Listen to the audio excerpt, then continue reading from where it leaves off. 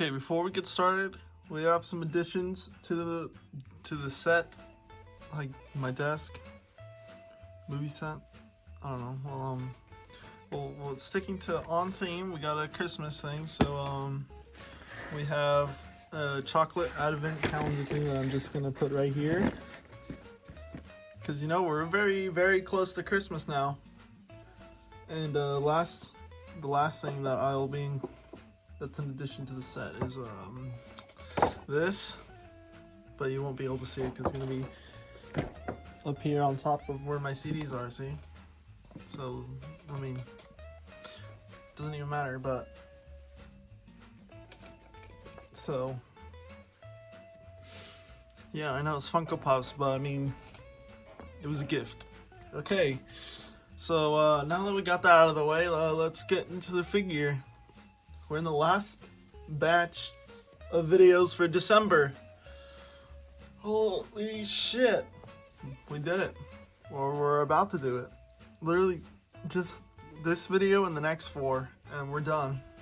So let's just get to the chase. Studio Series Grindor with Ravage. So it's pretty obvious who it's supposed to be. Let me fix the ring light because I'm realizing that looks like shit. Okay. So yeah, here he is. Grindor or Blackout. But I use him as Blackout because I don't have the original Studio Series Blackout, so I have to work with what you got, right? Well, so yeah, so since I missed that one out and I learned about this one. Well, I didn't learn about it, I already figured it would come out. And then I saw that he had better sculpted hands, you know, I had to come for Grindor instead of Blackout. Plus, you get Ravage, and I have satellite sound waves, so I mean, basically perfect. So instead of going over Grindor first, we're gonna do Ravage first, because it's a tiny little guy. Look how tiny he is. So here's the core class one from the Bumblebee movie. Let me fix that position because it gets so wonky. Okay, look at that. Look at that size difference. So yeah, and also a problem with this one is that fucking shelf warms like crazy. Nobody wants it. Whatever. So let's get the sound waves out of the way. So obviously the only one that matters technically.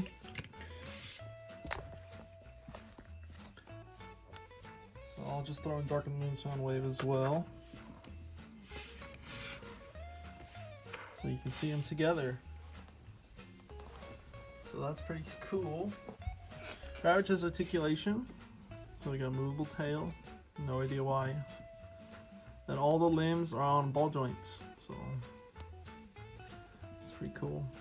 He also has a 5mm port on his belly, or his chest, not his belly, belly's right there. But I'll show you why when we get to Grindor, when he transforms. So yeah, he has no head articulation because it's a solid piece. So yeah, and also I think I know why the tail. You can remove the tail. I think you know why.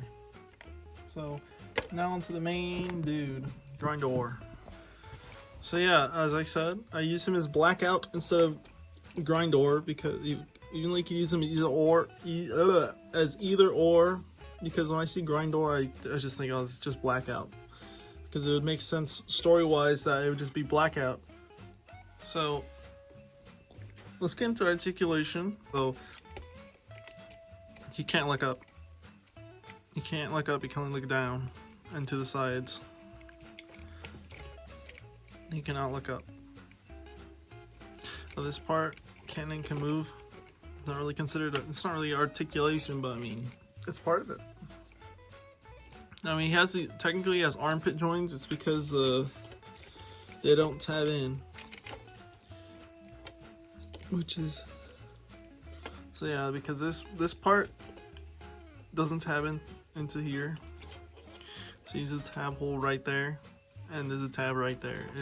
Try to tab it in, and it doesn't do it. So that was a problem with the original, and it's on this one. So I mean, I guess free armpit joints, right? The arms go all the way that forward, So, and then all the way back, but that's because of transformation. It's got a bicep swivel. You gotta hold that, you have to hold this part in place, otherwise it'll move. So the bicep swivel, 90-degree elbow, which isn't that much of a problem because he doesn't need to be doing crazy poses. Then the hands can only go up and they can swivel around, and then the thumb is a posable thumb, and then this part can swivel in so it can look like he has a fist. Now the skirt goes forward because, oh yeah, the legs are on ratchet joints and they go forward. Because the skirt doesn't go that, oh wait, oh I guess it does, but it interferes. Yeah, that's as far as the leg is gonna go, because otherwise it'll start clashing with everything else. So, and then it can go all the way back, but it gets blocked off by the backpack. His leg can go all the way out, or a little bit further. Also on a ratchet joint. Now he's got a thigh swivel, and then the knee's got like his digitigrade legs, where this part bends right here, and then it bends there. And then the legs, he's got ankle tilts, which is a rarity for Studio Series. So yeah, his feet have full range. So yeah, that's pretty cool. And that's about it. He's got nothing else to him.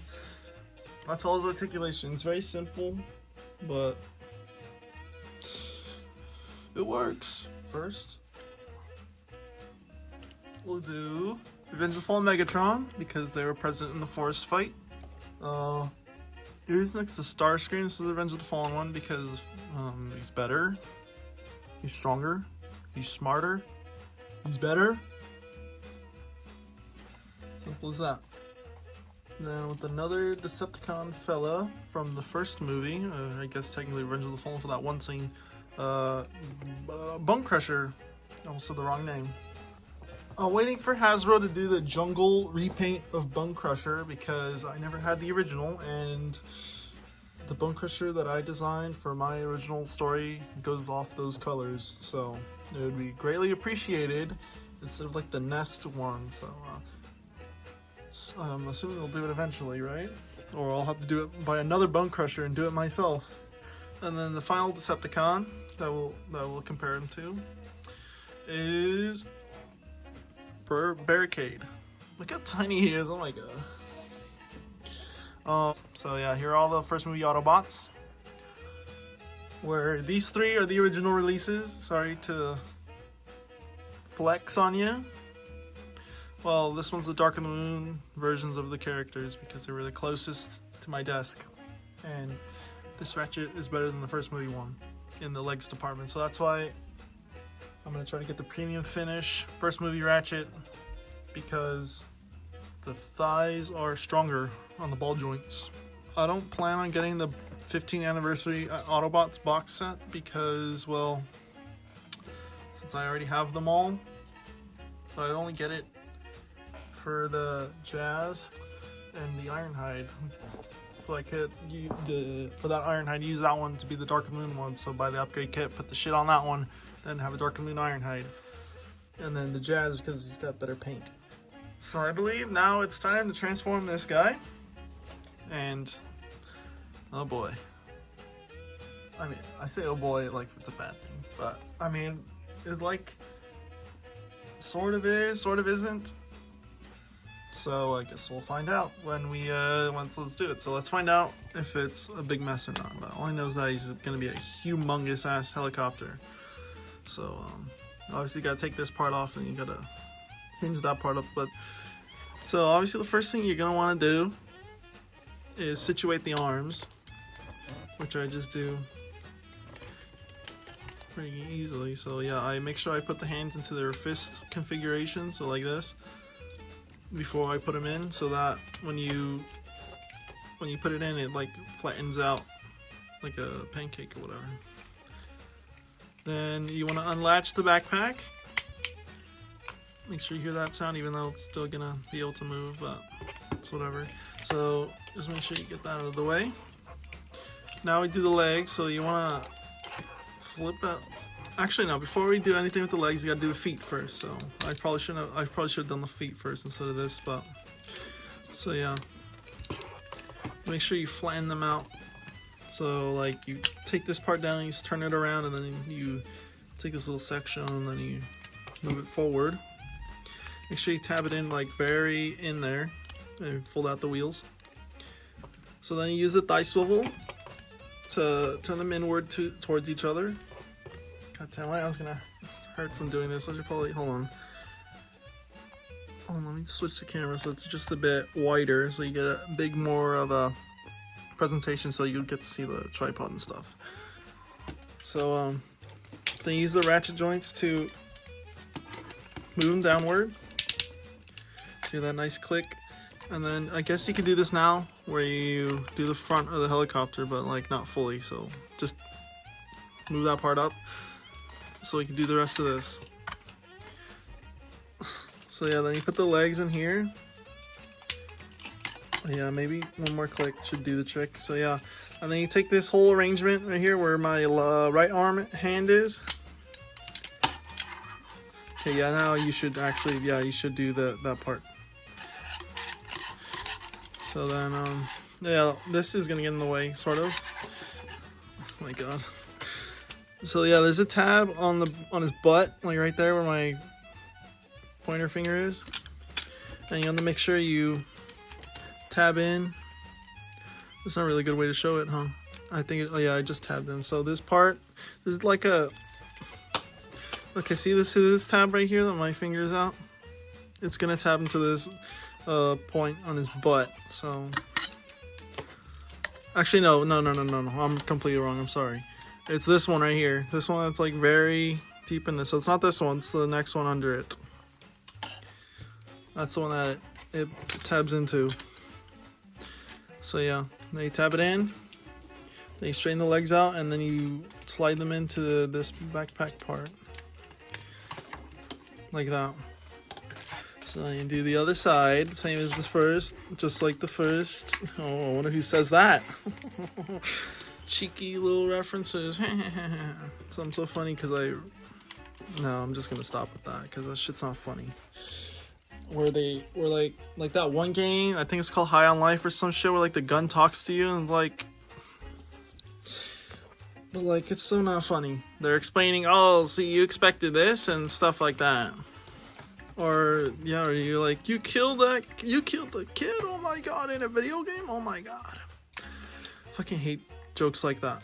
And I would write those kind of jokes like when I was writing about like this Bionicle thing I was gonna do. I think it was called like Bionicle Bridge or some shit. I put shit like that, jokes like that, where references breaks the fourth wall constantly. But as I've grown up, breaking the fourth wall kind of jokes are just like so unfunny because they're so used so often. Okay, so you don't clash shit. You gotta move the crotch skirt thing up forward a bit so you can slide this in. Also make sure there's a tab on the arm right there.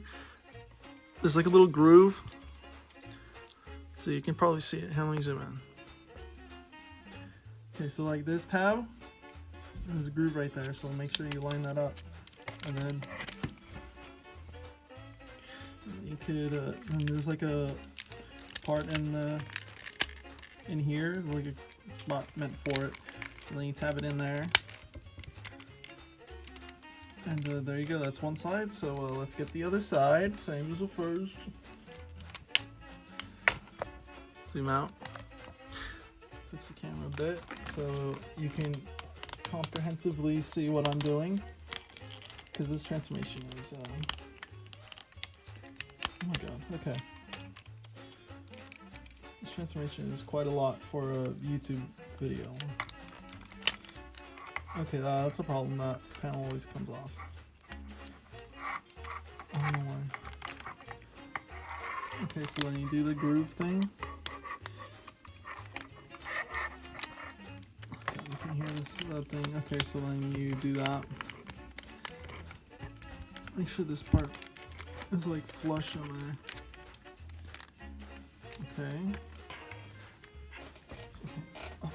Oh. my god, my back is hurting from doing this.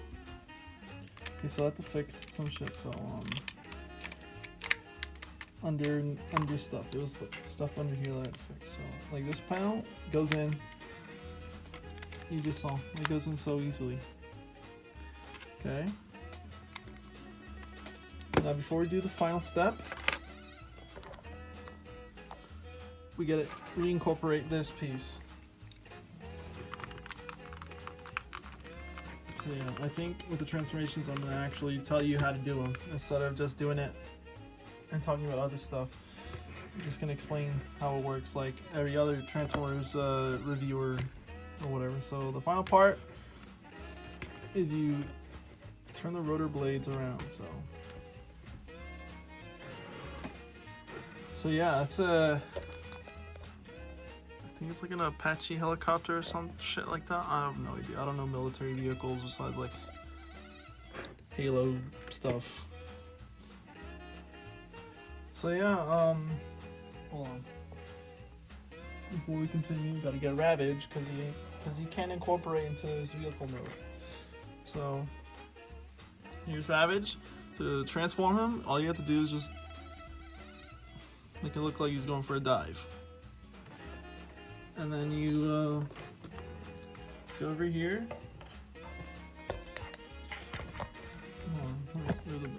Okay. So you see a 5mm port right there, and you see the 5mm hole on Ravage. So then you just put him in there. Okay, hold on. I have to use my other hand because my right hand's the dominant hand. Seems to only work that way. So. And there you go, he's ported in, and now he is complete. So here it is, Grindor or Blackout in his helicopter mode, and it's a beautiful ass helicopter. It's humongous. It's probably the biggest helicopter I have. His Spinster is a deluxe, so I mean that's a given to what that size would be. And Springer's like a middle of the road. Sounds like he's a Voyager or something. And then this is a leader class, so of course it's going to be humongous. Unless if you're going by a bit of the new standards. Even though this came out during the new standards era where leader class doesn't mean big giant robot, it could mean like a Voyager class with a shit ton of shit. So it has like marine branding all over it because I'm pretty sure the Marines definitely use this helicopter. So yeah, the deck goes the same on both sides, so yeah. And then the 53 on the front. So yeah, I pretty much got nothing else to say besides that it's a giant ass helicopter that the Army or Marines use. Oh my god. So one problem is that these are the bottom of the feet, and I just noticed that R is like fading out, sort of, the R in Marines. It's only on that side, so well, I don't really care because it adds to the gritty realism of the Bayverse designs, if that's really something I could say. So we'll only do one comparison because there's not a ton of space, and other than that I would have to transform a shit ton of shit. The only comparison I'm gonna do is Starscream because he's also an aerial vehicle, so that's pretty cool to see. And that's pretty much it. Other than that, there's not really much to say about Grindor and or Blackout, besides that we should get a legacy one. That's like the movie design, but like a bit G1ified a bit, or I guess what they're gonna do now is better bridge the gap of the original selves of the character, the original version of a character, and G1 stylization, like with Skyquake, who's leaked recently and looks like the best of both worlds.